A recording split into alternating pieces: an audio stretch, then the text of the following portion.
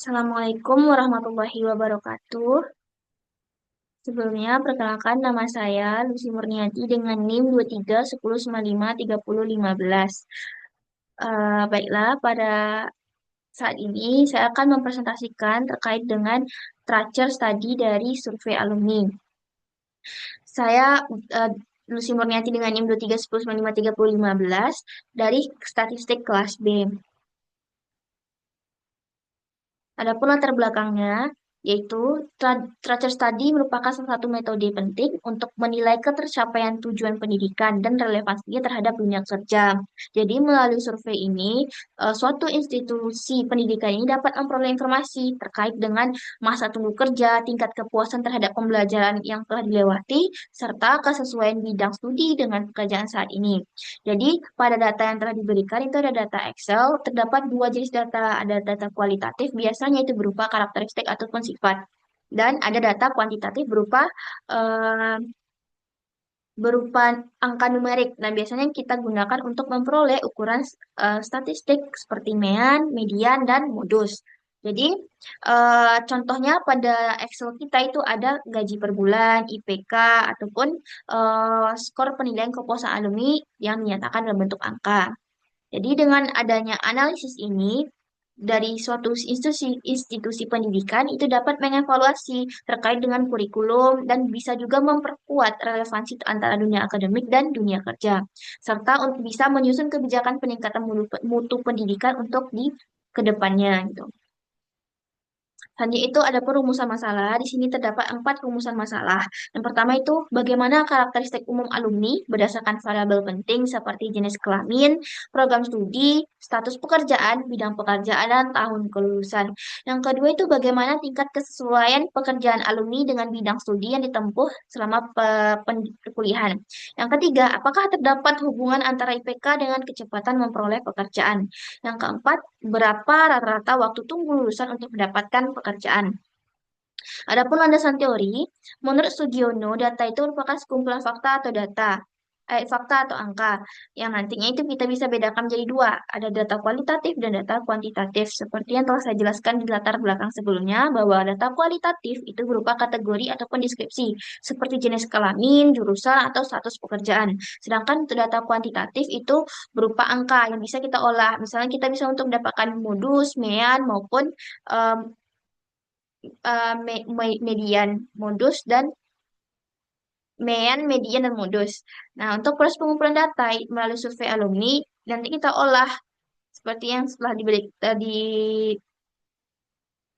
dibilang sebelumnya.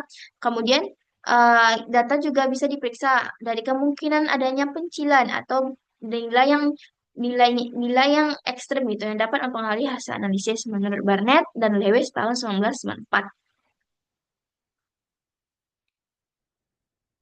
Nah, selanjutnya itu eh,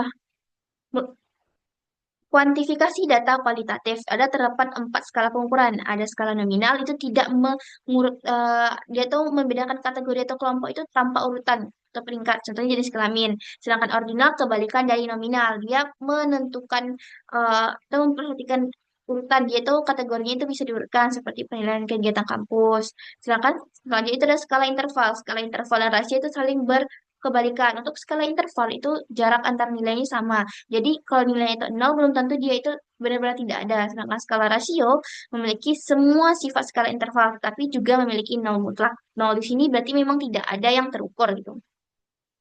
Contohnya kalau skala interval misalnya 0 derajat, itu kan bukan berarti tidak ada suhu, tapi ada gitu, 0 derajat. Sedangkan skala rasio itu misalnya lama atau waktu tunggu kerja. Kalau kalau pada Traces tadi di data kita. Nah, di sini saya membahas terkait dengan distribusi status pekerjaan alumni berdasarkan hasil teratur tadi. Di sini saya sajikan dalam bentuk diagram uh, pie atau diagram lingkaran. Jadi di sini terlihat lah untuk yang bekerja itu 47%. Untuk yang tidak bekerja namun sedang mencari kerja itu 44%, sedangkan wira swasta ada 6%, belum memungkinkan bekerja itu ada 1%, dan melanjutkan pendidikan 2%. Jadi di sini ini sebagian besar itu berhasil terserap di dunia kerja dalam waktu yang relatif singkat setelah kelulusan. Namun ada juga 45% yang masih mencari pekerjaan. Jadi di sini bisa menjadi bahan evaluasi juga itu perlunya peningkatan dukungan dalam bimbingan karir, pelatihan keterampilan kerja, dan koneksi dengan dunia industri agar transisi dari dunia kerjanya itu dapat dipercepat. Selanjutnya itu profil responden. Nah, di sini terlihat bahwa untuk laki-laki itu 80% dan perempuan 20%. Jadi perbandingan ini menunjukkan bahwa partisipasi alumni laki-laki dalam pengisian survei terakhir studi jauh lebih tinggi dibanding dengan perempuan. Nah, di sini saya juga membuat hubungan antara IPK dan kecepatan memperoleh pekerjaan. Jadi di sini ada hubungannya IPK terhadap kecepatan dalam mendapatkan pekerjaan. Saya sajikan dalam bentuk diagram sebaran, dalam bentuk plot sebaran. Jadi di sini nih kita tahu bahwa IPK itu bukan satu-satunya penentu bahwa seseorang ini cepat atau lambat dalam memperoleh pekerjaan. Kemungkinan besar ada faktor lain seperti kemampuan komunikasi, jaringan kerja ataupun bidang industri yang memengaruhi hasil ini. Selanjutnya itu saya menyajikan eh, IPK atau distribusi frekuensi IPK. Frekuensi IPK-nya itu dalam bentuk tabel distribusi. Seperti di sini ada 3,10 sampai 3,19 frekuensi atau banyak itu sekitar 4. Untuk nilai tengahnya itu 3,145. Selanjutnya itu paling tinggi 3,8 sampai 3,89 untuk intervalnya. Frekuensinya itu sebanyak 3 dan nilai tengahnya itu 3,845. Terlihat di sini disajikan dalam bentuk histogram. Misalnya 3,145 itu kan 4 frekuensinya, berarti di sini. Begitu juga yang terakhir itu 3,845 untuk nilai tengahnya frekuensinya frekuensinya itu ada 3. Nah, jadi di sini terlihatlah bahwa alumni memiliki IPK rentang 3,5 sampai 3,69. Jadi ini mayoritas lulusan memiliki prestasi akademik tinggi dan konsisten. Selain itu, frekuensi tertinggi itu terlihat di interval 3,6 sampai 3,69. Dan terlihat sedikit untuk IPK di bawah 3,3 dan 3,89. Jadi dapat disimpulkan bahwa kualitas akademik lulusan Universitas Andalas tahun 2024 itu secara umum sangat baik. Nah, selanjutnya itu ada ukuran statistik.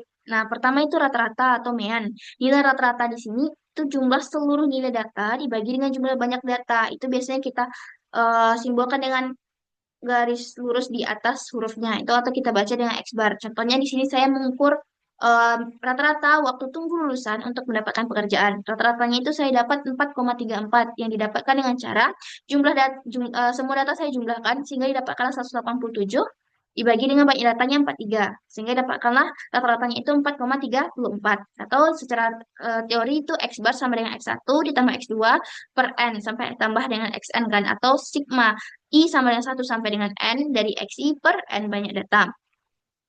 Selanjutnya itu ada median. Ini sudah termasuk ke dalam ukuran statistika atau ukuran terpusat yang terbagi menjadi 3 tadi. Ada mean atau rata-rata, kemudian ada median atau nilai tengah, dan yang terakhir itu ada mean atau yang terakhir itu ada modus atau nilai yang sering muncul. Yang kedua itu ada median. Median merupakan ukuran terpusat yang letaknya berada tepat di tengah-tengah sekelompok data yang terurut. Jadi di sini kuncinya terurut. Jadi data ini kita urutkan dari yang paling kecil hingga yang paling besar. Nah, median akan membagi jumlah data yang sama dari sebelah kiri median dan sebelah kanan median. Jadi median ini kita simbolkan dengan huruf M dan E atau MEI. Contohnya di sini pada IPK alumni, yaitu didapatkan rata-rata IPK-nya itu 3,55. Setelah dihitung itu dapatkan IPK-nya itu 3,55. Cara jumlah datanya itu dengan cara jumlah data kita kan ada 87 ganjil. Nah, posisi median berarti data ke 87 tadi, karena rumusnya sini median sama dengan nilai data ke N ditambah dengan 1 dibagi dengan 2. Data kita ada 87 ditambah dengan 1 dibagi dengan 2 dapat data ke 44. Jadi data kita urutkan dari yang paling kecil hingga paling besar. Nah, untuk mediannya berarti data ke-44. Data ke-44 itu adalah 3,55. Nah, selanjutnya itu terakhir itu ada modus. Jadi modus itu ada data yang memiliki frekuensi terbesar atau data yang paling sering muncul dari sekelompok data. Jadi ada kemungkinan kelompok data tidak memiliki modus dan ada juga modus terdapat lebih dari satu buah dan kemungkinan terhadap modus jadi modusnya itu ada kemungkinan tidak ada modus dan terakhir itu modusnya ada 2. Contohnya di kasus kita itu ada beberapa data, ada 3,46, 3,54 dan 3,63. dan 3,69. Jadi eh, modusnya itu lebih dari satu. Sekian presentasi dari saya. Assalamualaikum warahmatullahi wabarakatuh.